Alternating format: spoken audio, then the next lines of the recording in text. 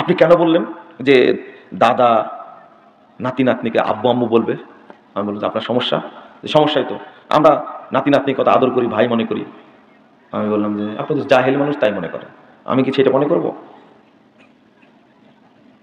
আরে বাপ যেমন আব্বা, দাদাও তেমনি কি আব্বা।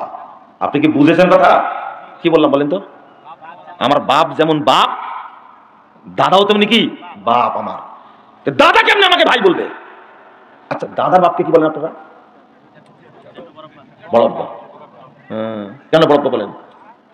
কেন বলেন না আমার ভাই হয়? দাদার বাপ আমার ভাই হয় বলেন না? বড় আব্বা হয় বলেন না, ভাই হয়? তা তো ঝামেলা শেষ। আপনি কেন নাতি নাতনিকে ভাই বলেন? সেদিনে কি প্রশ্ন করে জানেন? যে দাদা কি নাতনিকে বিয়ে করতে পারবে?